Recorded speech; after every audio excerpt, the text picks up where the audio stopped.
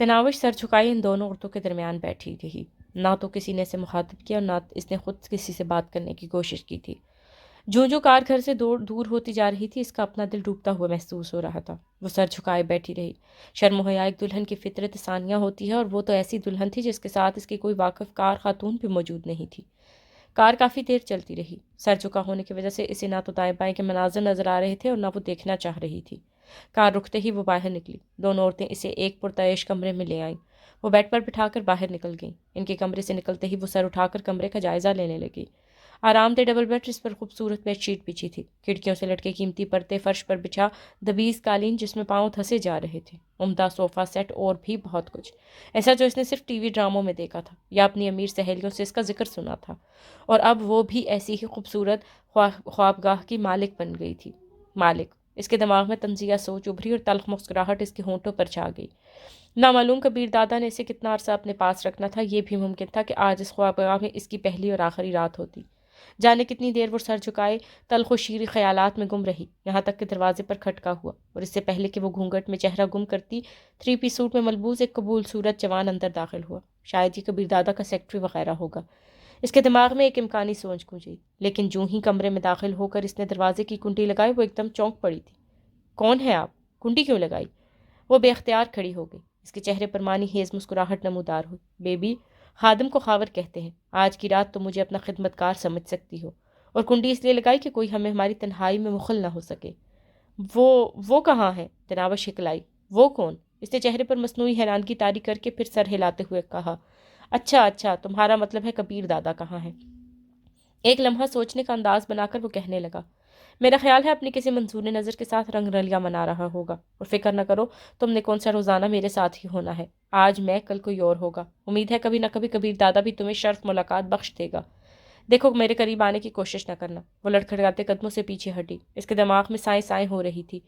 اتنی زیادہ توہین اور بے توقیری کا تو اس نے سوچا بھی نہیں تھا. وہ جسے دل و جان سے اپنے سر کا سائیں سمجھے بیٹھی تھی، اس نے تو اسے اس قابل بھی نہیں سمجھا تھا کہ پہلی رات ہی اس کے پاس آ جاتا. اس کے ساتھ ساری زندگی گزارنے کے خواب شیشے کی برتن کی طرح کرچی ہو گئے تھے. کہاں تو وہ اسے جرم کی دنیا سے دور لے جانے کے منصوبے سوچ رہی تھی، اسے اپنی وفا اور خدمت گزاری سے متاثر کرنے کا سوچے بیٹھی تھی، اور کہاں وہ رکھیل اور داشتہ کے درجے سے بھی گر گئی تھی. ویسے یہ تو زیادتی ہے بیبی کہ مجھے اپنے قریب آنے سے منع کر رہی ہو. آخر میرا قصور تو بتلاؤ نا. اس نے مکروہ لہجے میں کہا. دیکھیں، خدا کے لیے آپ کبیر دادا کو بلوائیں، مجھے ان سے بات کرنا ہے. اس نے بھونڈے انداز میں کہا. آئے ہائے، کبیر دادا کو بلواؤ یا انہیں. یہ کہتے ہوئے وہ دیوار میں بنے شیشے کی خوبصورت الماری کی طرف بڑھا. پٹ کھول کر اس نے ترتیب سے رکھی ہوئی بوتلوں سے ایک بوتل باہر نکالی. بوتل کا لیبل تو تناوش کو نظر نہیں آیا، مگر اتنا اندازہ اسے ہو گیا تھا کہ وہ شراب کی بوتل تھی. تپاتی پر پڑا نفیس گلاس اٹھا کر اس نے اپنے لیے شراب انڈھیلی. تم پینا پسند کرو گی؟ خشک ہونٹوں پر زبان پھیرتے ہوئے تناوش منمنائی. پلیز مجھے کبیر دادا سے ملوا دیں. صبح مل لینا یار، فی الحال تو موڈ خراب نہ کرو. صوفے پر بیٹھ کر وہ خالی گلاس کرنے لگا. میں خود مل لیتی ہوں. ہمت مجتمع کرتے ہوئے دروازے کی طرف بڑھی. وہ دروازے سے 2-3 قدم دور رہی تھی کہ وہ اطمینان بھرے لہجے میں بولا. دروازے پر میرے 4 محافظ کھڑے ہیں، اور انہیں میں بتا کر آیا ہوں کہ تمہارے کمرے سے باہر جانے کا مطلب یہ ہوگا کہ میری طرف سے تم فارغ ہو، اور اب وہ اپنا حصہ وصول کر سکتے ہیں. اگر اکٹھے 4 کو بھگتانے کا شوق ہے تو تم شوق سے باہر جا سکتی ہو. تناوش کے قدم جیسے زمین میں گڑ گئے تھے. وہ ہاتھ باندھتے ہوئے گڑ گڑائی. خدا کے لیے مجھے ایک بار کبیر دادا سے ملوا دو. اس نے منہ بناتے ہوئے کہا.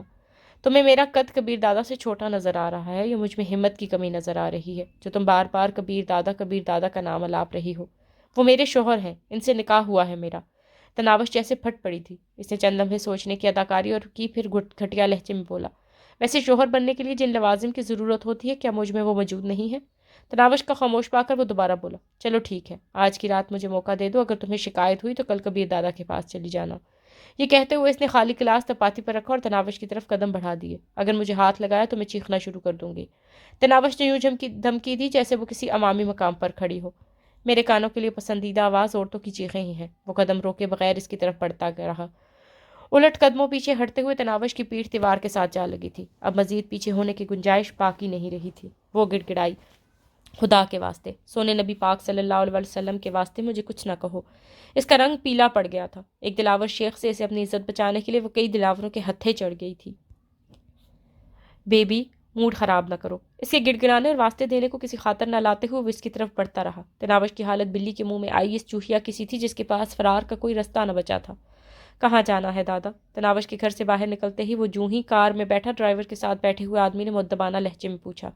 گھر، مختصراً کہتے ہوئے اس نے کار کی سیٹ سے ٹیک لگا کر آنکھیں بند کر لی۔ ایک دم تناوش کا خوبصورت سراپا اس کی آنکھوں کے سامنے ابھرا اور سر جھٹکتے ہوئے اس نے آنکھیں کھول دی۔ کار چوڑی گلی سے نکل کر سڑک پر چل رہی تھی۔ وہ باہر دوڑتی گاڑیوں کو دیکھنے لگا۔ اس کا دماغ اپنے رویے پر الجھا ہوا تھا۔ ایک کمسن لڑکی کے لیے یوں وقت ضائع کرنا اس کی اپنی سمجھ سے بھی بالا تر تھا۔ تناوش کی خوبصورتی میں کوئی کلام نہیں تھا، لیکن اس زندگی میں کبھی خوبصورت لڑکیوں کی کمی نہیں رہی تھی۔ تناوش کی طرح درجنوں خوبصورت لڑکیاں اس کی زندگی میں آ چکی تھی۔ اس کی خوابگاہ میں آئے روز خوبصورت تتلیوں کی آمد و رفت رہتی تھی۔ دولت اور اختیار ایسی چیزیں ہیں جو انسان کو کسی خواہش کو تشنا نہیں رہنے دیتی۔ دنیا کی ہر عیاشی دولت کے سامنے سر تسلیم خم کرتی نظر آتی ہے۔ وہ تو ایسا آدمی تھا کہ کسی لڑکی پر دل آ جائے پر اسے ہر قیمت پر اپنی خوابگاہ کی زینت بنا سکتا تھا، لیکن اس کا مزاج ایسا نہیں تھا۔ اس نے کبھی کسی عورت کو اٹھانے کا جرم نہیں کیا تھا۔ خود اس کے گروہ میں ایسی کئی خوبصورت لڑکیاں موجود تھیں جو اس کا اشارہ ابرو کے منتظر رہتی۔ فلموں اور ڈراموں کی کئی اداکارائیں بھی اس کی دولت اور دھونس کے روب میں آ کر اسے نواز چکی تھیں۔ اس کے باوجود نہ جانے تناوش میں ایسی کون سی بات تھی کہ وہ ایسی بے وقوفی کا ارتکاب کر بیٹھا تھا۔ سب سے بڑھ کر اسے نکاح پڑھوانے پر حیرانگی ہو رہی تھی۔ کوئی بات نہیں، 1-2 دن بعد طلاق دے دوں گا، خود کو تسلی دینے لگا۔ اچانک موبائل فون کی گھنٹی نے اسے خیالات کی دنیا سے باہر نکالا۔ موبائل فون کی اسکرین پر نظریں دوڑاتے ہی اس نے اٹینڈنگ بٹن دبا کر فون کان سے لگایا۔ ہیلو، اس کے لہجے میں حیرانگی کا عنصر نمایاں تھا۔ یقیناً وہ اس وقت کسی ایسی کال کی توقع نہیں کر رہا تھا۔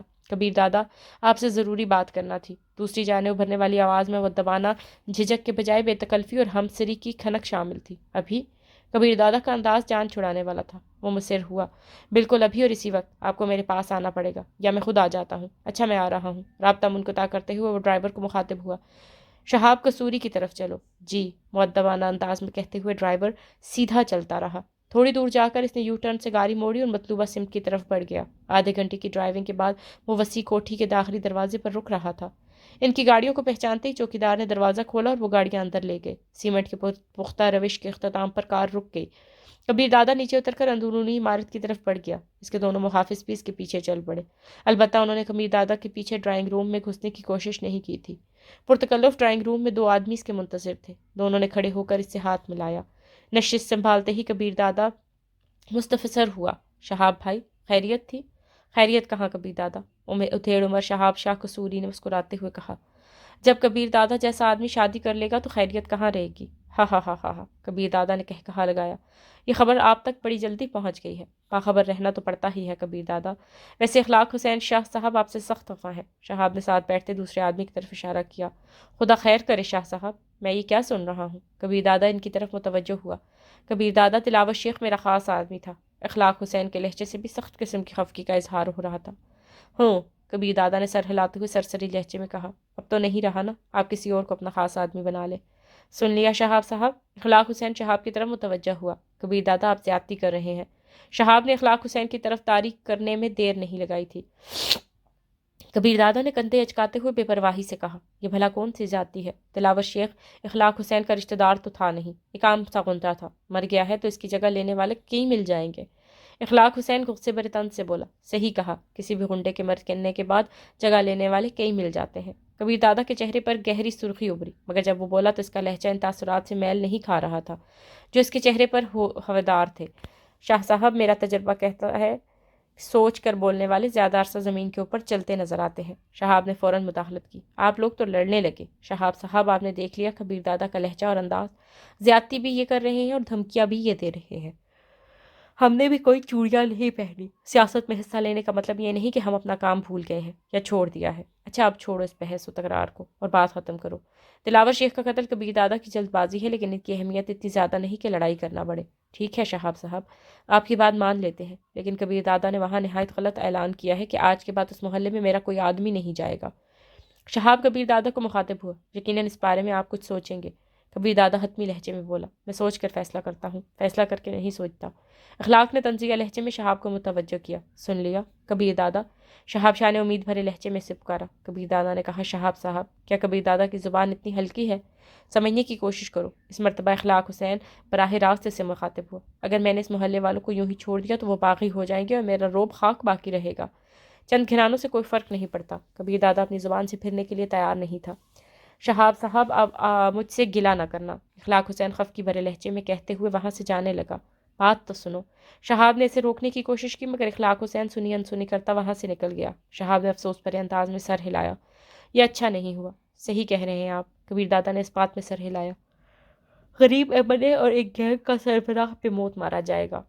شہاب ہنسا۔ ویسے میرے سمجھ میں نہیں آ رہا آپ کو ہو کیا گیا ہے؟ اس سے پہلے تو آپ نے کبھی کسی عورت کو اتنی اہمیت نہیں دی۔ اہمیت کہاں دی ہے، صرف نکاح پڑھایا ہے۔ اگر کوئی عورت نکاح پڑھا کر ہی تو میری تنہائی کی ساتھی بننے کی خواہاں ہے تو مجھے کیا اعتراض؟ ان دو بولوں کی اہمیت تو بس اتنی ہی ہے کہ ایک لفظ 3 بار دہرانے سے سب کچھ ختم، ہر ذمہ داری اور ہر واسطہ خلاص۔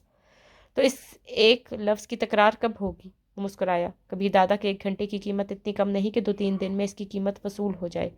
چند دن اس سے لطف اندوز تو ہو لوں، یوں ہی انچھوا مال ہے۔ کیا اس کے بعد ہمیں بھی اس گنگا میں ہاتھ دھونے کا موقع مل سکتا ہے؟ سنا ہے لڑکی انتہائی پرکشش، جاذب نظر اور خوبصورت ہے۔ کبیر دادا نے کہا لگایا۔ وہ کیا کہتے ہیں، امید پر دنیا قائم ہے۔ اچھا وہ بات کا مسئلہ ہے، فی الحال یہ بتائیں اخلاق حسین شاہ کے مسئلے کے بارے میں کیا سوچا؟ میرا تو مشورہ ہے جاننے دیں، اس محلے میں سے کون سا کسی نے آپ کے پاس آ کر شکایت کرنا ہے؟ کبیر دادا نے بے ساختگی سے کہا۔ وہ تناوش کا محلہ ہے۔ کہتے ہی اسے احساس ہوا کہ وہ کچھ غلط کہہ رہا ہے۔ فوراً وضاحت کرتے ہوئے بولا، میرا مطلب ہے جب تک وہ میرے پاس موجود ہے یہ کہہ تو سکتی ہے کہ میرا اعلان بس ہوائی فائر ہی تھا۔ یہ تناوش کون ہے؟ شہاب معنی خیز لہجے میں مسکرایا۔ کبیر دادا جان چھڑانے والے انداز میں بولا، میری بیوی سمجھ لو۔ ویسے بیوی اور اکیل میں فرق کیا ہوتا ہے؟ شہاب نے اسے چھیڑنا جاری رکھا تھا۔ یار چھوڑو اس موضوع کو، کبیر نے بیزاری کا اظہار کیا۔ ایسے بہت سارے سوالات کا سامنا کرنا تو باقی ہے کبیر دادا، ابھی سے چیں بول کے ہی ہے۔ مجھے چلنا چاہیے۔ کبیر دادا کھسیانی ہنسی ہونٹوں پر بکھیرے کھڑا ہو گیا۔ کب تک بھاگو گے؟ شہاب کھلکھلا کر ہنستے ہوئے اس کے ہمراہ اٹھ گیا تھا۔ کبیر دادا کو باہر آتا دیکھ کر ڈرائیور نے جلدی سے گاڑی سٹارٹ کی اور اس کے قریب لے آیا۔ شہاب سے الوداعی مصافحہ کر کے اس نے عقبی نشست سنبھال لی۔ گھر چلو، ڈرائیور کے پوچھنے سے پہلے ہی اس نے بتا دیا۔ 8:30 ہو گئے تھے اور 10 بجے اس نے تناوش کو لینے جانا تھا۔ گھر پہنچتے ہی محافظوں کو چند منٹ میں تیار ہو جانے کا حکم سنا کر وہ اپنے خوابگاہ میں گھس گیا۔ ویسے دادا کل سے بہت عجیب سی حرکتیں نہیں کر رہا؟ کبیر دادا کی نظروں سے اوجھل ہوتے ہی اس کے ذاتی محافظ رخسار نے تبصرہ کیا۔ بخش نے تائیدی انداز میں کہا، کہہ تو صحیح رہے ہو۔ امتیاز اور باقر نے بھی اسبات میں سر ہلا دیا تھا۔ باقر نے خیال ظاہر کیا، ویسے لڑکی بہت خوبصورت ہے، جس کی وجہ سے باس سے رہا نہیں جا رہا۔ امتیاز بولا، کئی خوبصورت لڑکیاں کبیر دادا کی زندگی میں آ چکی ہیں، ہاں مگر اس لڑکی میں کوئی نئی بات ضرور ہے۔ باقر اپنی بات پر قائم رہا۔ رخسار نے کہا لگا کر کہا، نئی بات یہی ہے کہ نئی نکور ہے۔ بخش نے کہا، دلاور شیخ کو قتل نہیں کرنا چاہیے تھا، وہ اخلاق حسین شاہ کا خاص آدمی تھا، وہ ابھی دیکھا تھا کتنے غصے سے وہ شہاب صاحب کو کوٹھی سے رخصت ہو کر گیا ہے۔ امتیاز نے لقمہ دیا، تمہاری بھی بے عزتی کرتی ہے نا؟ مجھے علم ہوتا تو کبھی بھی مسافے کے لیے ہاتھ نہ بڑھاتا۔ بہرحال اس بارے کبیر دادا کے سامنے منہ کھولنے کی ضرورت نہیں ہے۔ باقر ہنسا، بہتر جو یہی ہے کبیر دادا کو معلوم ہونا چاہیے کہ ان کی وجہ سے ان کے محافظ کی کتنی بے عزتی ہو گئی ہے۔ بخش نے کہا، چھوڑو یار، سانڈو کی لڑائی میں فصل بھی اجڑتی ہے۔ باقر نے کہا، یہ تو خیر غلط بات ہے، اخلاق حسین شاہ ہمارے لیے سانڈ ہو سکتا ہے لیکن دادا کے سامنے اس کی حیثیت بکری سے زیادہ نہیں ہے۔ امتیاز پوچھنے لگا، ویسے اب اس لڑکی کی یہاں کیا حیثیت ہوگی؟ کیا اس کے احکامات کی بھی پابندی کرنا پڑے گی؟ اس کی مدت قیام 2-3 دن سے زیادہ نہیں ہوگی، بخش نے کہا لگایا، اور اتنے دنوں میں غریب کو خوابگاہ سے نکلنے کا موقع نہیں ملے گا کہ احکامات خاک دے گی۔ اس کی بات سن کر باقی بھی کھل کھلا کر ہنس پڑے تھے۔ اسی وقت کبیر دادا اندر سے برآمد ہوا۔ سیاہ رنگ کے 3 پیس سوٹ نے اس کی وجاہت میں اضافہ کر دیا تھا۔ امتیاز دبے لہجے میں بولا، آج تو دادا نے بڑی چمک نکالی ہوئی ہے، دولہا جو ہوا۔ بخش نے سر جھکاتے ہوئے دانت نکالے۔ کبیر دادا ان کی باتوں سے بے خبر آگے والی کار میں بیٹھ گیا۔ اس کے بیٹھتے ہی ڈرائیور نے کار آگے بڑھا دی۔ وہ اپنے محافظوں سے زیادہ بے تکلف نہیں تھا، یوں بھی کم گوئی اس کی فطرت تھی۔ کوٹھی سے نکلتے 9:45 ہو چکے تھے۔ 10:15 بجے کے قریب وہ تناوش کے گھر کے سامنے رک رہے تھے۔ کبیر دادا کی کار سے باہر نکلتے ہی بخش اور امتیاز اس کے پیچھے پیچھے چلنے لگے۔ دروازہ بند تھا۔ کبیر دادا نے بخش کو دستک دینے کا اشارہ کیا۔ دروازہ کھٹکھٹانے کے بعد لمحوں بعد ہی اندر سے سہمی ہوئی آواز میں پوچھا گیا، کون؟ بخش نے فوراً جواب دیا، خالہ ہم دلہن کو لینے آئے ہیں۔ ایک دم دروازہ کھول کر بشرا نے باہر جھانکا، دلہن؟ اس کے لہجے میں حد درجہ حیرانگی تھی۔ اسٹریٹ لائٹ کی روشنی میں کبیر دادا کو دیکھتے وہ ہکلاتے ہوئے بولی، تناوش بیٹی کو تو کافی دیر ہوئی لے گئے ہیں، کون؟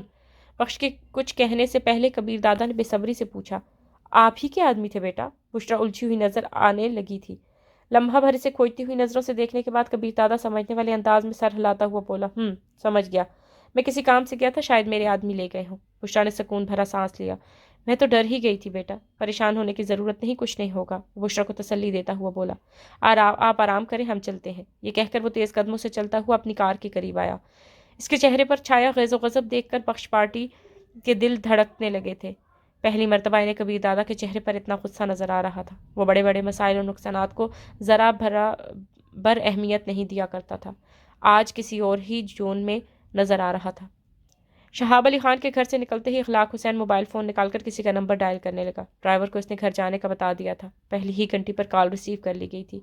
مؤدبانہ لہجے میں پوچھا گیا، جی شاہ صاحب، خاور کبیر اس وقت شہاب علی خان کے پاس بیٹھا ہے، تم اس لڑکی کو لانے کے لیے کسی کو اس کے گھر بھیج دو۔ خاور نے حیرانگی سے پوچھا، مگر کسی دوسرے کے ساتھ وہ کیسے آئے گی؟ میری اطلاع کے مطابق کبیر نے 10 بجے اپنے آدمی وہاں بھیجنے ہیں، اور وہ لڑکی کبیر خان کے تمام آدمی کو نہیں پہچانتی ہوگی۔ تم کسی کو بھی وہاں بھیج دو، اسے کیا معلوم وہ آدمی کس کے ہیں۔ ٹھیک ہے شاہ جی، میں خود تو اس وقت کہیں باہر ہوں، اپنے آدمیوں کو بتا دیتا ہوں، وہ اسے لے آئیں گے۔ کیا اسے آپ کے پاس بھیجنا ہے؟ اخلاق حسین ہنسا، بھابھی تو وہ تمہاری بننے والی تھی، یقیناً مجھ سے زیادہ تمہارا حق بنتا ہے۔ کبیر دادا پھڈا تو ڈالے گا؟ خاور کے لہجے میں تشویش تھی۔ کبیر نے کون سا سچ مچ کا نکاح پڑھایا ہے کہ پھڈا ڈالے گا؟ کبیر جیسے آدمیوں کے لیے ایسی لڑکیوں کی اہمیت رکھیل سے بڑھ کر نہیں ہوتی۔ یوں بھی جو جنس وافر مقدار میں دستیاب ہو وہ اپنی قدر کھو بیٹھتی ہے، اور کبیر جیسے آدمیوں کو لڑکیوں کی کیا کمی؟ تو ہمیں لڑکیوں کی کون سی کمی ہے؟ ہم کیوں ایک لڑکی کے لیے کبیر دادا سے دشمنی کو بڑھاوا دیں؟ ہم دشمنی نہیں بڑھا رہے، کبیر دادا کو باور کروا رہے ہیں کہ ہم نے بھی چوڑیاں نہیں پہنی۔ دوسرا، یہ لٹی پوٹی لڑکی جب گھر جا کر اپنی بربادی کی داستان سنائے گی اور وہ داستان اس محلے میں پھیلے گی تو خود بخود اس محلے کے لوگوں کو میری اہمیت معلوم ہو جائے گی۔ خاور شیخ نے تحسین آمیز لہجے میں کہا، گویا آپ ایک تیر سے دو شکار کرنا چاہتے ہیں۔ اخلاق حسین نے فخریہ لہجے میں کہا، ایک اچھے شکاری کو تیر ضائع نہیں کرنے چاہیے۔ شاہ جی، آپ کی بات تو ٹھیک ہے، مگر کبیر دادا سے کوئی بعید نہیں کہ اس لڑکی کے لیے کوئی الٹا سیدھا قدم اٹھا لے۔ خاور شیخ کے لہجے میں تشویش کا عنصر نمایاں تھا۔ کبیر کو میں اچھی طرح جانتا ہوں، وہ کبھی کچے پر پاؤں نہیں رکھے گا۔ ایک لڑکی کے لیے وہ کسی صورت مجھ سے دشمنی مول نہیں لے گا۔ ٹھیک ہے جا جی، جو آپ کی مرضی۔ کہاں جانا ہے دادا؟ ڈرائیور کے ساتھ بیٹھے اس کے سیکرٹری نے سہمے ہوئے لہجے میں کہا، اخلاق حسین کی کوٹھی پر چلو۔ کبیر دادا نے اپنا لہجہ نارمل رکھنے کی کوشش کی، جس میں اسے بالکل ہی ناکامی ہوئی تھی۔ جی دادا، عظیم نے کہا۔ ڈرائیور نے گاڑی آگے بڑھا دی۔ اخلاق حسین کی وسیع عریض کوٹھی تک انہیں 20 منٹ لگے تھے۔ اس دوران کبیر دادا بے صبری سے پہلو بدلتا ہوا بار بار گھڑی کو دیکھتا رہا۔ ڈرائیور اس کا مزاج آشنا تھا، اس لیے اس نے حتی الوسع تیز رفتاری کا مظاہرہ کیا تھا۔ چوکیدار نے باہر نکل کر اس کی کار کو دیکھا۔ وہ کبیر دادا کو اچھی طرح پہچانتا تھا، لیکن اس کے باوجود وہ دروازے کھولنے کی طرف نہیں بڑھا تھا۔ البتہ کبیر دادا کو دیکھ کر اس کے چہرے پر خوف کے اثرات ضرور نمودار ہو گئے تھے۔ اسے خاموش کھڑا دیکھ کر ڈرائیور نے کہا، دروازہ کھولو۔ وہ کھلاتے ہوئے بولا، شاہ صاحب نے کسی کے لیے بھی دروازہ کھولنے سے منع کیا ہوا ہے۔ میں کوئی نہیں ہوں، ڈرائیور سے پہلے کبیر دادا نے دبنگ لہجے میں کہا۔ اس کا عام لہجہ بھی مخالف کا پتہ پانی کر دیتا تھا۔ اس کے غصے کا اظہار کرنے پر چوکیدار تھر تھر کانپنے لگا۔ دروازہ کھولا تو نوکری چلی جائے گی۔ نوکری بچانا ہے یا زندگی؟ کبیر دادا کی بات ایسی نہیں تھی کہ چوکیدار مزید بحث کر سکتا۔ وہ جانتا تھا کہ کبیر دادا جو کہتا ہے وہ کرتا ہے، اور یقیناً نوکری زندگی سے اہم نہیں تھی۔ مرے مرے قدموں سے چلتا ہوا دروازے کے قریب پہنچا اور دروازہ کھول دیا۔ دروازہ کھلتے ہی ڈرائیور کار اندر لے آیا۔ سیمنٹ کے پختہ رستے کے اختتام پر جو ہی ڈرائیور نے کار روکی، کبیر دادا باہر نکلا اور اندرونی عمارت کی طرف بڑھ گیا۔ اسی وقت اس کے چاروں محافظ بھی گاڑی سے باہر نکل کر اس کے پیچھے ہو لیے تھے۔ کبیر دادا کی رفتار دیکھتے ہوئے انہیں بھاگنا پڑ گیا تھا۔ ڈائننگ روم میں گھستے ہی انہیں اخلاق حسین کے خواب کے سامنے 2 محافظ کھڑے نظر آئے۔ کبیر دادا کو دیکھتے ہی وہ چونکے۔ اگلے ہی لمحے انہوں نے جیبوں سے خوفناک شکل والے پستول نکال کر ہاتھوں میں پکڑ لیے۔ ان کے پستولوں کی پرواہ کیے بغیر کبیر دادا ان کی طرف بڑھتا گیا۔ کبیر دادا خالی ہاتھ تھا اور وہ دونوں مسلح، مگر ان کے باوجود ان کے چہروں پر چھایا خوف نمایاں نظر آ رہا تھا۔ کبیر دادا، شاہ صاحب آرام کر رہے ہیں اور آپ؟ ایک محافظ اسے رکنے کی دھمکی دینے کے بجائے وضاحت پیش کرنے لگا، لیکن اس کی بات مکمل ہونے سے پہلے کبیر دادا کا ہاتھ گھوما۔ کنپٹی پر لگنے والے ہتھوڑے نما مکے سے وہ اچھل کر خوابگاہ کے دروازے سے ٹکرایا اور ہاتھ پاؤں ڈھیلے چھوڑ دیے۔ تم بھی آرام کرو، اطمینان بھرے انداز میں کہتے ہوئے اس نے دوسرے محافظ کی طرف دیکھا۔ وہ فوراً ہاتھ سر سے بلند کرتے ہوئے پیچھے ہٹ گیا۔ دروازے پر دستک دینے کے بجائے کبیر دادا نے زوردار لات رسید کی۔ دروازہ کافی مضبوط تھا، اس لیے صرف لڑکھڑا کر رہ گیا تھا۔ کبیر دادا نے ایک طرف ہوتے ہوئے اپنے محافظوں کو اشارہ کیا۔ امتیاز اور بخش توڑتے ہوئے دروازے کے قریب پہنچے اور اپنے کندھوں کی ضرب سے دروازے کا لاک توڑ دیا۔ کبیر دادا فوراً اندر گھسا۔ اخلاق حسین صوفے پر بیٹھا تھا۔ سامنے پڑے شیشے کی میز پر ادھ بھری بوتل دھری تھی۔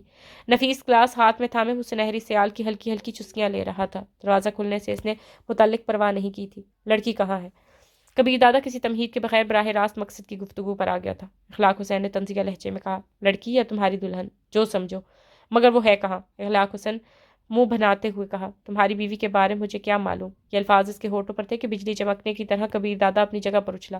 اس کے پاؤں کی بھرپور ٹھوکر اخلاق حسین کی چھاتی پر لگی اور وہ صوفے سمیت پیچھے کو الٹ گیا۔ اگلے ہی لمحے اس کے گریبان سے پکڑتے ہوئے کبیر دادا نے اوپر اٹھا لیا تھا۔ شاید تمہیں بھول گیا ہے کہ کس سے مخاطب ہو کبیر دادا، اس کا نتیجہ تمہیں بھگتنا پڑے گا۔ اخلاق حسین کے گلے خرخراتی ہوئی آواز نکلی، اگر تم زندہ بچ گئے تو؟ کبیر دادا نے اسے زمین پر پٹکتے ہوئے جیب سے پستول نکالا۔ تم اپنے حواس کھو چکے ہو، ایک لڑکے کے لیے تم میرے ساتھ یہ سلوک کر رہے ہو؟ اخلاق حسین کے لہجے میں پہلی بار خوف جھلکا تھا۔ میرے 3 تک گننے کے بعد تم اس کے بارے زبان کھول کر اپنی زندگی کو تول دے سکتے ہو۔ 1۔ اس کی بات کا جواب دیے بغیر کبیر دادا نے دھمکی دیتے ہوئے گنتی شروع کر دی تھی۔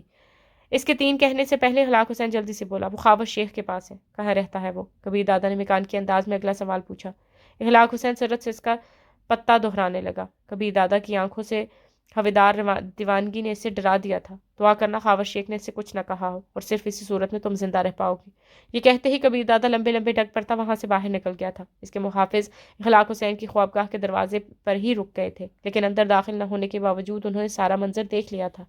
کار میں بیٹھتے ہی اس نے ڈرائیور کو خاوش شیخ کی کوٹھی کا پتہ بتایا، اور ڈرائیور نے سر ہلاتے ہوئے کار آگے کر دی۔ خاوش شیخ اخلاق حسین کا دسراست اور دلاور شیخ کا بڑا بھائی تھا۔ یقیناً تناوش کو اغوا کرنا اپنے بھائی کی موت کا بدلہ لینے کے لیے تھا۔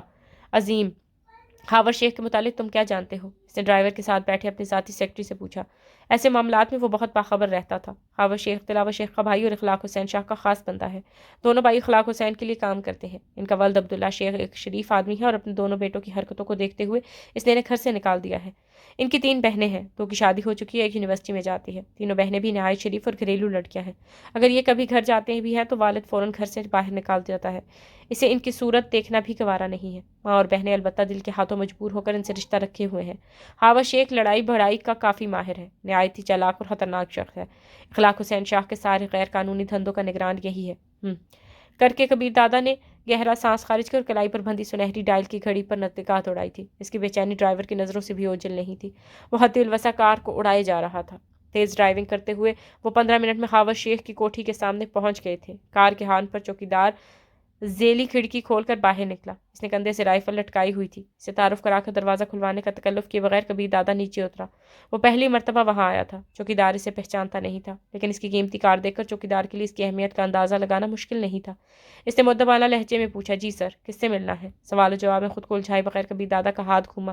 کنپٹی پر لگنے والا ہتھوڑا نما مکہ چوکیدار کو استفار کی دنیا سے بہت دور لے گیا تھا۔ کبیر دادا اس کا انجام دیکھنے کے لیے رکا نہیں تھا، یا پھر اسے اپنے مکے کی طاقت پر مکمل بھروسہ تھا۔ دروازے میں داخل ہوتے ہی نے جیب سے خوفناک شکل کا سائلنسر لگا پستول نکال کر ہاتھ میں تھام لیا تھا۔ کوٹھی کا صحن عبور کر کے وہ اندرونی عمارت میں داخل ہوا۔ چاروں محافظ اس کے عقب میں چوکنا انداز میں چلتے ہوئے آ رہے تھے۔ اس کی نگاہیں کسی پھرکی کی طرح چاروں طرف گھوم رہی تھیں۔ ڈرائنگ روم میں داخل ہوتے ہی اسے ایک کمرے کے سامنے 2 ہتھیار بردار آدمی کھڑے نظر آئے۔ کبیر دادا کو دیکھتے ہی اس کے چہرے خوف ابھرا۔ کبیر دادا کی شخصیت ان کے لیے اجنبی نہیں تھی۔ خوفزدہ ہونے کے باوجود انہوں نے کندھوں سے لٹکائے ہتھیار ہاتھ میں تھام کر سیدھے کرنا چاہے، لیکن انہیں کافی دیر ہو گئی تھی۔ یوں بھی کبیر دادا ان کی گیدڑ بھبکیاں سننے کے موڈ میں نہیں تھا۔ تناوش کا کسی دوسرے مرد کے ساتھ بند کمرے میں ہونا اس کے سینے میں عجیب قسم کی آگ کو بھڑکائے جا رہا تھا، ایک ایسی آگ جو ہر چیز کو خاشاک کی طرح جلانے پر تلی تھی۔ ایک لمحہ ضائع کیے بغیر اس کے ہاتھوں میں موجود پستول نے مسلسل 3-4 دفعہ آگ اگلی، اور خاوش شیخ کے دونوں محافظ اپنی چھاتیوں میں سرخ روشندان کھولے نیچے گر کر تڑپنے لگے۔ دروازے کے قریب پہنچتے ہی کبیر دادا نے زوردار لات رسید کی۔ دروازے کی کنڈی ٹوٹ کر دونوں پٹ کھل گئے تھے۔ پستول ہاتھ میں تھامے وہ بے دھڑک اندر گھس گیا۔ اس کا دل عجیب خوف سے بری طرح دھڑک رہا تھا۔ چاروں محافظ بھی اس کے پیچھے اندر گھستے چلے گئے۔ خاوش شیخ نے اس کے گریبان کی طرف ہاتھ بڑھایا ہی تھا کہ کمرے سے باہر کھٹ پٹ کی آواز سنائی تھی۔ وہ رک کر دروازے کی جانب دیکھنے لگا، اور پھر اس کے کچھ سوچنے سمجھنے سے پہلے ہی دروازے کے پٹ ایک دھماکے سے کھلے اور کبیر دادا ہاتھ میں پستول لیے اندر داخل ہو گیا۔ اس کے چہرے پر چھائی وحشت دیکھ کر خاوش شیخ لرز کر رہ گیا تھا۔ ایک دم اسے لگا کہ وہ بہت بڑی غلطی کا ارتکاب کر بیٹھا ہے۔ اس کی ساری شوخی اور مستی 1 منٹ میں ہوا ہو گئی تھی۔ کبیر دادا، 1 منٹ میں وضاحت کر سکتا ہوں، دفاعی انداز میں ہاتھ بلند کرتے ہوئے وہ ہکلایا۔ کرو، اطمینان بھرے انداز میں کہتے ہوئے کبیر دادا نے پستول جیب میں رکھ لیا تھا۔ تناوش کو بخیریت دیکھ کر اس کے دل میں جلتی آگ پر جیسے پانی پڑ گیا تھا۔ اس کے تنے ہوئے اعصاب فوراً ہی پرسکون ہو گئے تھے۔ مجھے شاہ جی نے ایسا کرنے کو کہا تھا۔ خاوش شیخ نے یوں کہا جیسے اخلاق حسین کا نام ہی وضاحت کے لیے کافی ہے۔ کیا تمہیں معلوم تھا کہ اس لڑکی کے جملہ حقوق میرے نام محفوظ ہو چکے ہیں؟ کبیر دادا کا ٹھنڈا ٹھار لہجہ بھی خاوش شیخ کے دل کی دھڑکن کو بڑھائے جا رہا تھا۔ یوں بھی کبیر دادا کی شخصیت کسی تعارف کی محتاج نہیں تھی۔ زیر زمین دنیا میں اس کا نام ہیبت و دہشت کی علامت تھا۔ جس کام میں اس کی ملوث ہونے کا شبہ بھی ہوتا، باقی لوگ اس کام سے یوں دور بھاگتے جیسے موت سے بھاگا جاتا ہے۔ جی مگر کبیر دادا کے بھرپور تھپڑ نے اس کی ہکلاتی ہوئی زبان کو لگام دیتی تھی۔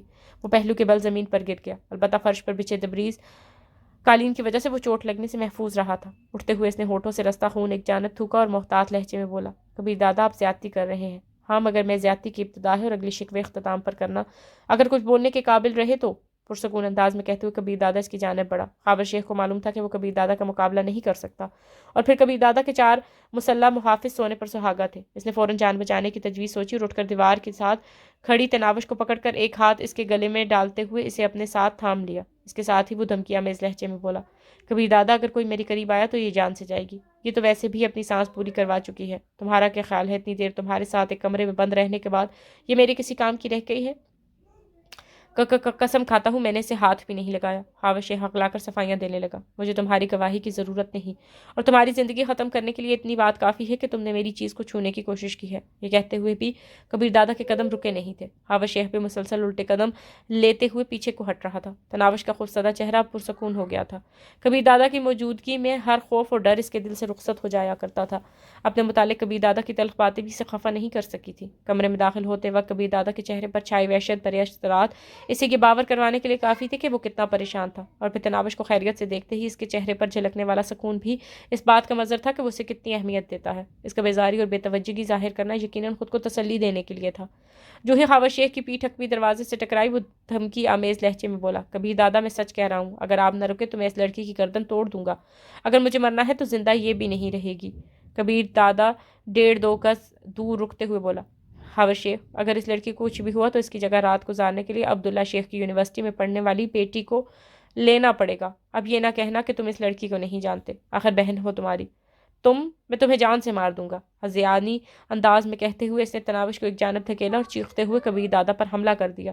اپنے سر کو چلنے حرکت دے کر کبیر دادا نے اس کا مکہ خطا کیا، اور اس سے پہلے کہ خاور شیخ کا ہاتھ واپس پہنچتا کبیر دادا نے دائیں ہاتھ سے اس کی کلائی تھام لی تھی۔ اس نے بایاں ہاتھ خاور شیخ کی کوہنی پر اس انداز میں رسید کیا کہ بے ساختہ وہ الٹا گھوم گیا تھا۔ اپنا بایاں ہاتھ بھی اس کی کلائی پر منتقل ہوتے ہوئے کبیر دادا نے ایک پاؤں اٹھا کر خاور شیخ کے کمر پر رکھا۔ اپنے پاؤں سے اسے آگے دھکیلتے ہوئے اس نے دونوں ہاتھوں سے اس کی مروڑتے ہوئے بازو کو پیچھے کھینچا۔ کٹاک کی آواز سے خاور شیخ کی کونی کا جوڑ ٹوٹ گیا تھا۔ اس کے ہونٹوں سے دلخراش چینک بلند ہوئی اور وہ گھٹنوں کے بل نیچے گرا۔ اس کا جسم رشے کے مریض کی طرح کانپنے لگا تھا۔ کبیر دادا کی طرف پڑا، وہ خوفزدہ اور سہمی ہوئی نظروں سے اس کی جانب دیکھتے ہوئے گڑ گڑایا، مجھے معاف کر دو کبیر دادا، آئندہ ایسی غلطی نہیں ہوگی۔ اس کے گڑ گڑانے اور تڑپنے سے بے پرواہ کبیر دادا نے قریب پہنچ کر ایک ہاتھ اس کی ٹھوڑی کے نیچے اور دوسرا سر پر رکھتے ہوئے کہا، میں غلطی دہرانے کا موقع نہیں دیا کرتا۔ اس کے ساتھ اس نے مخصوص انداز میں جھٹکا دے کر کٹاک کی ایک دوسری آواز بلند ہوئی، لیکن اس مرتبہ خاور شیخ چیخ نہیں پایا تھا۔ اوندے منہ دبیز قالین پر گرتے ہوئے وہ ہاتھ پاؤں جھٹکنے لگا۔ وہ ایک معصوم اور بے بس لڑکی کی چیخیں سننے کا منصوبہ بنائے ہوئے تھا۔ ہوا کی بیٹی کو اذیت دے کر وہ خود محظوظ ہونے کا سوچے ہوا تھا، اور تقدیر اس ظالم پر خندہ زن تھی۔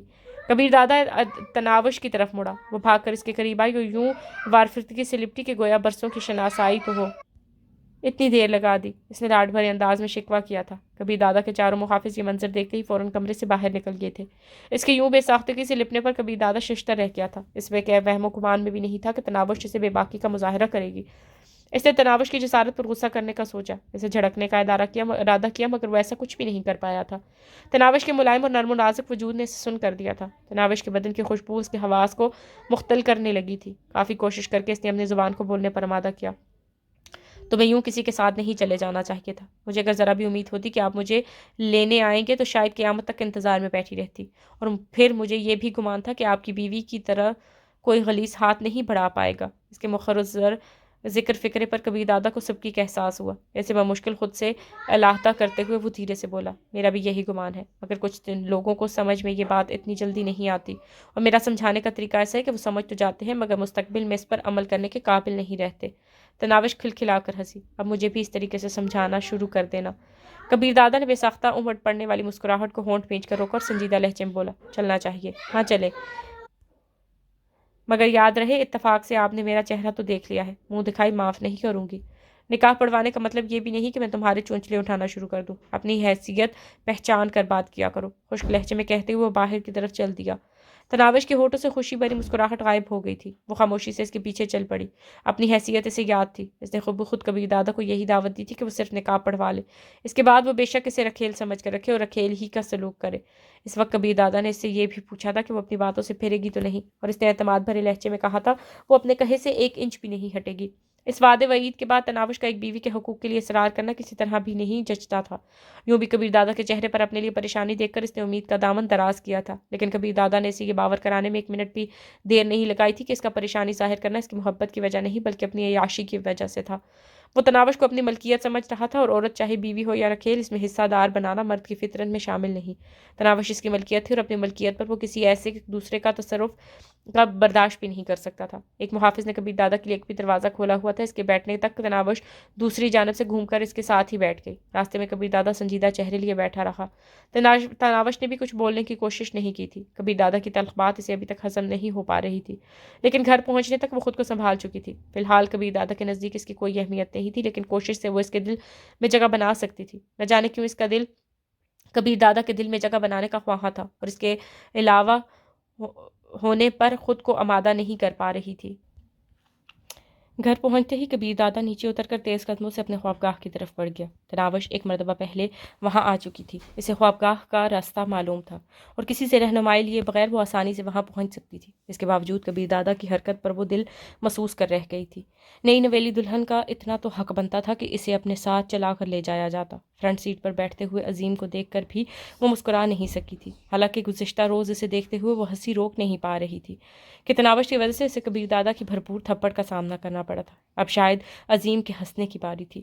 بجھے دل سے کار سے اتر کر وہ بوجھل قدموں سے خوابگاہ کی طرف بڑھ گئی۔ خوابگاہ میں گھستے ہی اسے کبیر دادا منکش دروازے والی ایک الماری کے سامنے کھڑا نظر آیا۔ الماری سے کوئی چیز نکال کر وہ پیچھے مڑا۔ اس کے ہاتھ میں سنہری سیال والی 2 بوتلیں دیکھتے ہی تناوش سمجھ گئی تھی وہ کسی غلیظ مشروب سے شغل شروع کرنے والا ہے، لیکن وہ جیسا بھی تھا اب اس کا شوہر تھا، وہ جن حالات میں وہاں پہنچی تھی اس کے بعد اپنے شوہر کی کسی بات پر ناک بو چڑھانا مناسب نہیں تھا۔ وہ خود بھی تمام کشتیاں جلانے پر آمادہ ہوئے تھے، نکاح سے پہلے ہی اس نے تمام حقوق کبیر دادا کو معاف کر دیے تھے، تو اب کوئی واویلا کرنا اسے جچتا نہیں تھا۔ اس کے ساتھ وہ یہ بھی جانتی تھی کہ کبیر دادا کے نزدیک اس کی اہمیت ایک لذیذ پکوان جتنی ہی تھی کہ پیٹ بھرنے کے بعد جسے نظر بھر دیکھنا بھی نہیں جاتا۔ کبیر دادا نے صوفے پر بیٹھ کے شیشے کا نفیس گلاس بھرا اور ایک ہی سانس میں پورا گلاس خالی کر دیا۔ اس پر سے نظریں ہٹا کر وہ سبک قدموں سے چلتی ہوئی جہازی سائز بیڈ کے کنارے پر ٹک گئی۔ اس کے ساتھ ہی وہ پرتعیش خوابگاہ کا جائزہ لینے لگی۔ فرش پر گہرے بھورے رنگ کا دبیز قالین بچھا تھا۔ جہازی سائز بیڈ کے پاؤں کی طرف کی دیوار پر ایک بڑی LED لگی ہوئی تھی۔ اس کے ساتھ والی دیوار پر ڈریسنگ روم اور آگے غسل خانے کا دروازہ تھا۔ دوسری 2 دیواروں پر جنگل کے بادشاہ کی 2 بڑی بڑی پینٹنگز آویزاں تھیں۔ چھت میں خوبصورت سیلنگ کی گئی تھی۔ وہ ایک ترتیب سے 10-12 انرجی سیور نصب تھے، ان کے جلنے سے خوب تیز روشنی پھیلی ہوئی تھی۔ بیڈ کے دائیں جانب 5 سیٹر صوفہ سیٹ رکھا ہوا تھا۔ صوفہ سیٹ کے سامنے شیشے کی خوبصورت میز رکھی گئی تھی، جبکہ جو جانب میں شیشے کی تپائیاں رکھی گئی تھیں۔ چھت سے پنکھے لٹکے ہوئے نظر نہیں آ رہے تھے، اس کے بجائے ایک دیوار میں لگا ہوا AC اعلان کر رہا تھا کہ مکین کو پنکھوں کی کوئی ضرورت نہیں ہے۔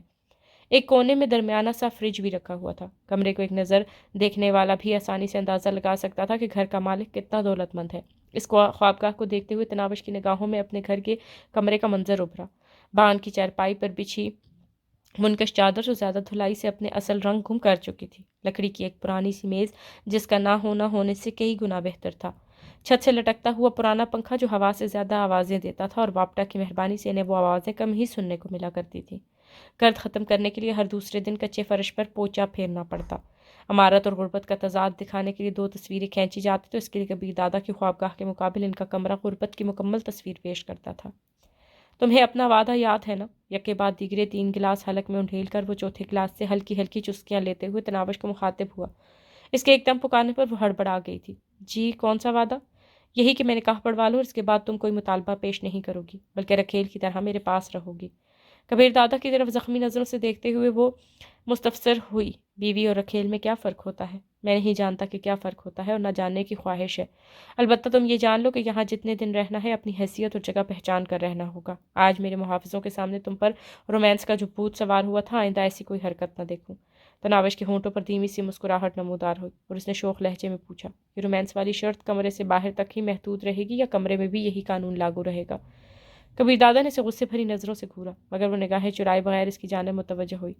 یقیناً تم یہاں پر اپنا قیام مختصر کرنا چاہتی ہو، وہ اطمینان سے بولی۔ بات طویل اور مختصر قیام کی نہیں ہے، بس یہ یاد رہے کہ جتنے دن یہاں رہوں گی اپنے کسی کام سے منع کرنے کی کوشش نہ کرنا۔ خواب سے باہر آپ مجھے رکھیل کا نام دیتے ہیں، داشتہ کہہ کر میرا تعارف کراتے ہیں، یا اس سے بھی زیادہ کسی غلیظ لقب سے پکارتے ہیں، اس سے مجھے کوئی فرق نہیں پڑتا۔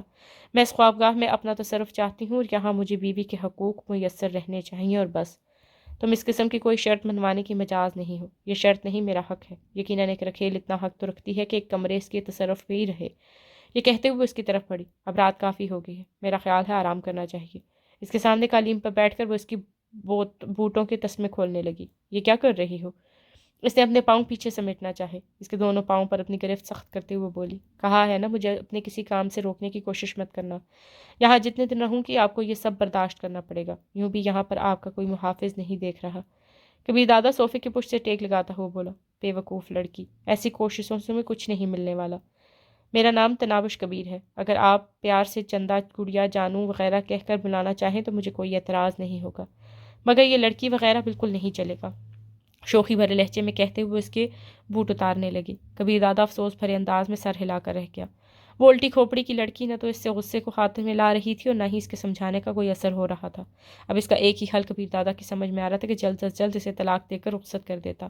اس کی جرابیں اتارتے ہوئے تناوش نے منہ بنایا، شاید ہفتہ بھر سے یہ جرابیں پہنی ہوئی ہیں، اگر پسینے کی بو اتنی ہی بری لگ رہی ہے تو میری جرابوں کو ہاتھ نہ لگاتی، کسی نے منت تو نہیں کی تھی۔ کبیر کا لہجہ خفگی کا عنصر لیے ہوتا۔ وہ وارفتگی سے بولی، ایسا میں نے کب کہا کہ آپ کے پسینے کی بو مجھے بری لگ رہی ہے؟ میں نے تو فقط جرابوں کے میلا ہونے کی نشاندہی کی ہے، بات تو غلط سمت موڑنے کی کوشش نہ کریں، سمجھے؟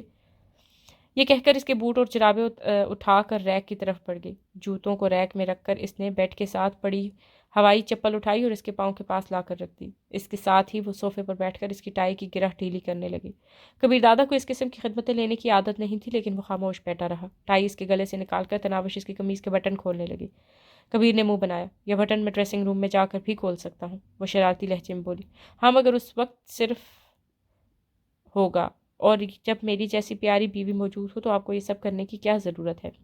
اس کی قمیض کے بٹن کھول کر تناوش نے اس کے ہاتھ سے گلاس لینے کی کوشش کرتے ہوئے کہا، بس کریں، اتنا اچھا مشروب بھی نہیں کہ آپ 2 بوتلیں معدے میں اڈھیل لیں۔ اس مرتبہ کبیر دادا اپنے غصے پر قابو نہیں رکھ سکا تھا۔ ایک ہاتھ سے تناوش کا بازو پکڑ کر اسے دھکا دے کر دور پھینکتے ہوئے بولا، تم حد سے بڑھ رہی ہو۔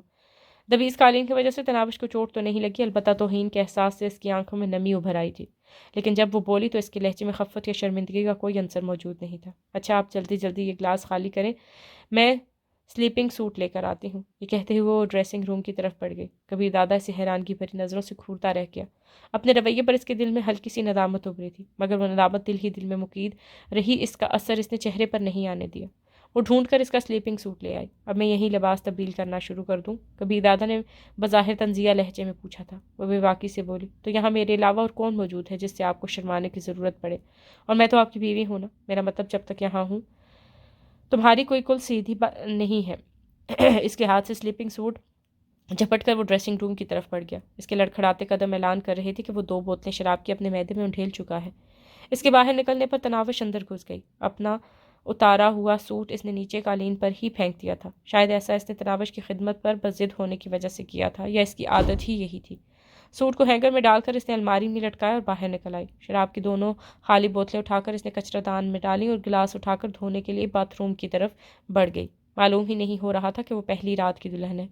کبیر دادا بیڈ پر لیٹ گیا تھا۔ گلاس کو میز پر رکھ کے وہ اس کے قریب بیٹھتے ہوئے پوچھنے لگی، صبح کس وقت جاگتے ہیں؟ تمہیں فکر کی ضرورت نہیں، ملازمہ کو میرے سونے جاگنے کے اوقات معلوم ہے۔ صبح 6 بجے جگا دوں؟ اس کی بیزاری کو نظر انداز کرتے ہوئے تناوش نے معصومیت سے پوچھا۔ وہ زچ ہوتے ہوئے بولا، 10 بجے سے 1 منٹ پہلے مجھے ہلایا تو گردن دبا دوں گا۔ تناوش کھلکھلا کر ہنسی، یہی بات اس شرافت سے پہلے بھی بتا دیتے۔ خیر ناشتے میں کیا لیں گے؟